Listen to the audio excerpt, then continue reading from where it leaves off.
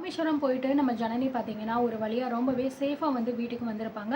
And நல்ல வேளை பார்த்தீங்கன்னா, கொஞ்சம் விட்டிருந்தோம் அப்படின்னா, ஜனனியோட எல்லா பிளானுமே அந்த லக்ஷ்மணுக்கு தெரிஞ்சிருக்கும்.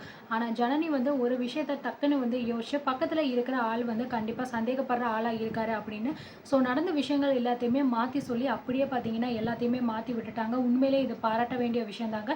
அந்த விஷயத்த கேட்டு நம்ம லக்ஷ்மண் உடனே வந்து ராவணன் கிட்ட, "அந்த ஜனனிக்கு எதுவுமே தெரியாது போல இருக்கு தம்பி. அவ ராமேஸ்வரம்ல எதுவுமே வந்து போல. அங்க கண்ணதாசனையும் வந்து பார்க்கல. அதனால அவகிட்ட எந்த ஆதாரமும் கிடையாது." அப்படிங்கிற மாரி சொன்னதுனால, ராவணனுக்கு பார்த்தீங்கன்னா ரொம்ப நிம்மதியாயிருது. அப்போ ஜனனிக்கு இந்த விஷயம் வந்து தெரியல. அப்போ வேற ஏதாவது தான் அவ பிளான் பண்ணுவா அப்படிங்கிற மாரி நெனச்சு பார்த்தீங்கன்னா, அப்படியே விழுந்துறாரு. அது மட்டும் கிடையாது, குணசேகரனுக்கு ஃபோன் பண்ணி இந்த மாதிரி அவளை நீங்கள் கொஞ்சம் கண்காணிச்சுட்டே இருங்க. அவளால் ஏதாவது பெரிய பிரச்சனை உங்களுக்கு வர்றதுக்கான வாய்ப்பும் கூட இருக்கலாம். அது மட்டும் கிடையாது, இப்போ அவள் வீட்டுக்குள்ளே வந்துட்டால, அதுக்கப்புறம் அவள் இந்த வீட்டை விட்டு வெளியில் போகக்கூடாது. அதை நீங்கள் தான் சார் பார்த்துக்கணும். மற்ற எல்லா விஷயத்தையும் நான் பார்த்துக்கிறேன் அப்படின்னு சொல்லிட்டு பார்த்தீங்கன்னா, நம்ம ராவணன் வந்து சொல்லிட்டாரு. இதனால் குணசேகரனுமே வந்து ராவணன் சொன்ன விஷயத்த அப்படியே வந்து ஃபாலோ பண்ண போகிறாருங்க.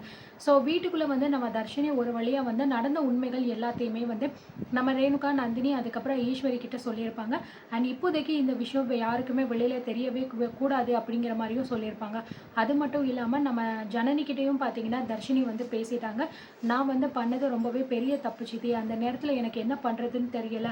உங்களோட நல்லதுக்காக நான் அப்படி பண்ணேன்." அப்படிங்கிற மாதிரிலாம் சொல்லுவாங்க. "எனக்கு தெரியும் தர்ஷினி உன்னை பற்றி. நீ எதுக்காக அந்த நேரத்தில் இப்படி பிஹேவ் பண்ணன்னு எனக்கு தெரியும்.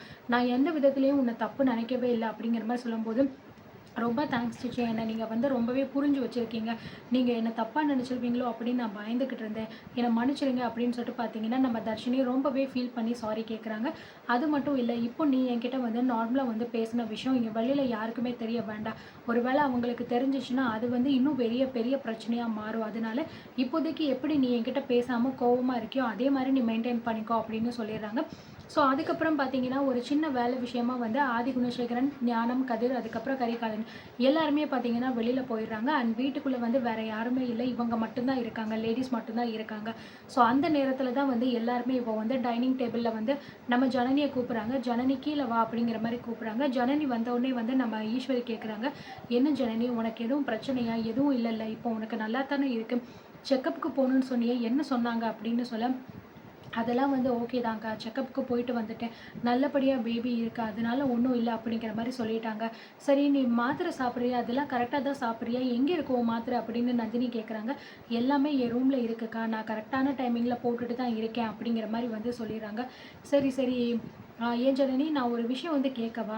இந்த வீட்டில் நீ வந்து என்னென்னமோ சொல்லிக்கிட்டு இருக்கியே, தப்பாக நடக்க போகுது, வெளியிலேருந்து யாரோ வரப்போகிறாங்க அப்படி இப்படின்னு. நீ யாரை சொல்லிக்கிட்டு இருக்க? அந்த ராவணனையா?" அப்படின்னு நம்ம நந்தினி வந்து கேட்குறாங்க. இதை கேட்டு ஜனனிக்கு பார்த்தீங்கன்னா ஷாக் ஆகுது. என்ன பதில் சொல்கிறது அப்படின்னே வந்து தெரியல. அப்படியே அமைதியாக வந்து பார்த்துக்கிட்டே வந்து இருக்காங்க. "எனக்கு தெரியும் ஜனனி, நீ வந்து அந்த ஆளை தான் வந்து சொல்கிற அப்படின்னு சொல்லிட்டு. ஏன்னா ஆரம்பத்தில் அந்த ஆள் இந்த வீட்டுக்குள்ளே வந்ததுலேருந்தே எனக்கு அவன் மேலே ஒரு சந்தேகம் தான். எதுக்காக இவ்வளோ தூரம் இந்த வீட்டுக்காக அவன் வந்து பண்ணணும்? அதுவும் பார்த்தீங்கன்னா இவர் மூத்தவர் பார்த்தீங்க அப்படின்னா இவ்வளோ பெரிய நல்லவர்லாம் வந்து கிடையாது. எல்லாருக்குமே வாரி வழங்கி அவ்வளோ தூரம் ஹெல்ப் பண்ணுற அளவுக்கு. அப்படி இருக்கும்போது சம்மந்தமே இல்லாத ஒரு ஆள் வீட்டுக்குள்ளே வந்து உட்காந்துக்கிட்டு நாட்டாம பண்ணிக்கிட்டு இருக்கா. மற்றவங்களும் அது எல்லாத்தையுமே கேட்டுட்டு சரின்னு மண்டையாட்டிக்கிட்டு இருக்காங்க. அப்போவே எனக்கு ஒரு பக்கம் சந்தேகமாக தான் இருந்துச்சு. இதில் வேற என்னமோ ஒரு விஷயம் இருக்கு போல இருக்கு அப்படின்னு. அதுதானே இப்போ நீ வந்து கண்டுபிடிச்சிருக்க. ஆமாம், நீ அப்படி எங்கே தான் வந்து போன? என்னதான் இந்த வீட்டில் நடந்துச்சு அப்படிங்கிற மாதிரி கேட்கும்போது, அப்போ தான் ஜனனி நடந்த விஷயங்கள் சொல்கிறாங்க. "நீங்கள் எல்லாருமே வந்து இந்த மாதிரி ஃபங்க்ஷனுக்கு வந்து போயிட்டீங்கல்லக்கா. அப்போ வந்து பார்த்தீங்கன்னா, நான் வீட்டில் வந்து தனியாக தான் இருந்தேன். இங்கே சமையல்காரர் வந்து அவரோட ஒய்ஃபுக்கு திடீர்னு உடம்பு சரியில்லை, ஊருக்கு போகணும் அப்படிங்கிறதுக்காக வந்து என்கிட்ட வந்து சொன்னார். சரி ஓகேண்ணா, நீங்கள் போயிட்டு வாங்க அப்படிங்கிற மாதிரி நான் சொல்லிவிட்டு அவர் வெளியில் வந்து வழி அனுப்பிட்டு கேட்டை பூட்டும்போது, வெளியில் ஒரு 2 பேர் பார்த்தீங்கன்னா நின்றுட்டு நம்ம வீட்டையும் சரி என்னையும் சரி பார்த்துக்கிட்டே இருந்தாங்க.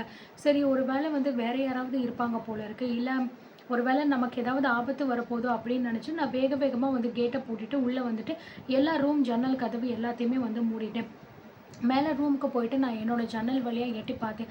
அங்கேயுமே அவங்க 2 பேரும் நின்றுட்டு என்னையவே வந்து பார்த்துக்கிட்டு இருந்தாங்க. எனக்கு என்னமோ தப்பாக இருந்துச்சு. வேற ஏதோ விஷயம் நடக்க போகுது போல இருக்கு அப்படிங்கிற மாதிரி எனக்கு தோணுச்சு." அப்படிங்கிற மாதிரி சொல்கிறாங்க. "என்ன ஜனனி, நீ என்னென்னமோ சொல்லிக்கிட்டு இருக்க. எனக்கெல்லாம் பயந்து வருது, படபடன்னு இருக்கு." அப்படின்னு சொல்ல நம்ம ரேணுகா, "ஏய் கொஞ்சம் பொறுமையா இரு. அவன் சொல்லி முடிக்கட்டும் என்னன்னு சொல்லிட்டு. அதுக்குள்ளே நீ எதுக்காக இப்படிலாம் சொல்கிற? ஏதாவது ஆகுதுன்னா போய் ரூமில் வேணா போய் உட்காரு." அப்படின்னு சொல்ல, "ஐயையோ அக்கா, அதெல்லாம் முடியாது. நீ சொல்லு ஜனனி." அப்படிங்கிற மாதிரி சொல்ல, அதுக்கப்புறம் பார்த்தீங்கன்னா, கொஞ்ச நேரம் வந்து வேற யாராவது வராங்களா அப்படின்னு சொல்லிட்டு நான் பார்த்துக்கிட்டு இருந்தேன். அவங்க அதுக்கப்புறம் ஃபோன்ல வந்து யார்கிட்டயோ வந்து பேசினாங்க. என்ன நினைச்சாங்கன்னு தெரியல. திடீர்னு வந்து கட்டை எல்லாமே எடுத்துட்டு வந்து முன்னாடி இருக்கிற அந்த டோர வந்து பயங்கரமா தட்ட ஆரம்பிச்சுட்டாங்க. வீட்டுக்குள்ள நான் மட்டும் தான் இருக்கேன். எனக்கு என்ன பண்றது? ஏது பண்றது? அப்படின்னு தெரியல. சக்திக்கு ஃபோன் பண்ணா கூட வந்து அவனுக்கு ரிங்கும் போகல. ப்ளஸ் அவனால பார்த்தீங்கன்னா, அங்கே வரவும் முடியாது. ஒரு வேலை விஷயமா அவனுமே பார்த்தீங்கன்னா, வெளியில போயிருக்கிறதுனால, யாருக்கு பண்றது? என்ன ஏதுன்னு ஒண்ணுமே வந்து தெரியல. சரி நம்ம இப்படியே இருந்தா நமக்கு சரிப்பட்டு வராது. வேற ஏதோ ஆபத்து நமக்கு வந்துரும் அப்படின்னு நினைச்சு, வேக வேகமா நான் வந்து கீழ போனேன். கீழ போயிட்டு அந்த பின்னாடி இருக்கிற அந்த பாத்ரூம் இருக்குல்ல, அதுல ஒரு பெரிய ஓட்டை இருக்குல்ல, ஸோ அத எக்ஸாஸ்டர் மாரி ஒரு ஃபேன் ஓட்டை இருக்கும். ஸோ அத தான் வந்து நான் வந்து எடுத்துட்டு அந்த ஓட்ட வழியில வெளியில இறங்கி தப்பிச்சுட்டேன் அப்படிங்கிற மாரி வந்து சொல்றாங்க. ஸோ இத கேட்டோனே எல்லாருமே வந்து பயங்கரமா வந்து ஷாக் ஆகுறாங்க. நம்ம ஈஸ்வரி வந்து, "என்ன ஜனனி நீ என்னென்னமோ சொல்லிக்கிட்டு இருக்க. இதெல்லாமா வந்து நடந்துச்சு. இவ்ளோ விஷயமா நடந்திருக்கு அப்படின்னு சொல்ல, ஆமாக்கா இந்த விஷயம்லாம் நடந்துச்சு. ஆனா அந்த ஆளுங்க வந்து கண்டிப்பா வந்து ஒண்ணு என்ன கடத்துறதுக்காகவோ, இல்ல என்ன கொல்றதுக்காகவோ 2ல ஏதோ ஒரு மோட்டிவ்ல தான் அவங்க வந்து வந்திருக்காங்க. அதனால தான் வந்து நான் வேற வழி இல்ல. கண்டிப்பா நான் மாட்டிக்கிட்டேன் அப்படின்னா, எதுவுமே வந்து பண்ண முடியாது. நிச்சயமா அவங்க நெனச்சத சாதிச்சுருவாங்க அப்படிங்கிறதுக்காக தான் இந்த மாதிரி நான் பண்ணேன். உடனே நான் வந்து வெளியில போயிட்டு சாருபாலா மேம் கிட்டயும், மதிவதனி மேம் கிட்டயும் ஃபோன் பண்ணி வர சொல்லிட்டேன் அப்படிங்கிற மாரி சொன்னாங்க. ஸோ இந்த பக்கம் பார்த்தீங்கன்னா, அந்த ஆட்கள் வந்து கதவ வந்து ஓப்பன் பண்ணி அடிச்சு உடைச்சிருக்காங்க போல இருக்கு. ஓப்பன் பண்ணிட்டு உள்ள பார்த்துருப்பாங்க. நான் இல்ல அப்படின்னு சொல்லிட்டு அவங்க போயிட்டாங்க அப்படிங்கிற மாரி சொல்றாங்க. அதுதான் வந்து வீட்டுக்கு வாசல்ல வந்து அந்த மாரி கட்டா இதெல்லாம் கடந்துச்சா? வீட்டுக்குள்ள யாரோ வந்துட்டு போன மாரி இருந்துச்சா? அப்படின்னு நம்ம நந்தினி கேட்குறாங்க. ஆமாக்கா இதான் நடந்துச்சு அப்படிங்கிற மாரி சொல்றாங்க. ஆம். உடனே பார்த்தீங்கன்னா, ஈஸ்வரி வந்து சொல்றாங்க, என்ன ஜனனி இப்படியெல்லாம் சொல்லிக்கிட்டு இருக்க? யார் இந்த விஷயத்தெல்லாம் வந்து பண்ண போறா?" அப்படிங்கிற மாரி சொல்ல, "எனக்கு தெரியலக்கா. எனக்கு தெரிஞ்சு அந்த ராவணன் மேல தான் எனக்கு சந்தேகம்." அப்படிங்கிற மாரி சொல்றாங்க. ஸோ நம்ம தர்ஷினி வந்து, "நீங்க ஏன் சித்தி வந்து சந்தேகம் அப்படிங்கிற மாரி சொல்றீங்க? எனக்கு தெரிஞ்சு வந்து கண்டிப்பா அவனா தான் வந்து இருப்பான். ஏன்னா அவன பார்த்தா வந்து அவ்ளோ ஒரு லேசப்பட்டவனா வந்து தெரியல. கண்டிப்பா அவனுக்கு பின்னாடி வேற ஏதோ ஒரு பெரிய விஷயம் இருக்கு. அத அவன் வந்து பண்ணணும் அப்படிங்கிறதுக்காக தான் இந்த வீட்டுக்குள்ள வந்திருக்கானோன்னு தோணுது. நான் கூட வந்து என்ன கடத்தும்போது சொன்னேன்லம்மா உங்ககிட்ட, ஆ சித்தியும் சித்தப்பாவும் வந்து மேல வர்றதுக்குள்ள என்ன வந்து அவன் எப்படியோ அங்கேருந்து கூட்டிட்டு வந்துட்டான்னு சொல்லிட்டு. நான் வந்து அங்க இருக்கேன் அப்படிங்கிற விஷயம் அவனுக்கு எப்படி கரெக்ட்டா வந்து தெரிஞ்சுச்சு.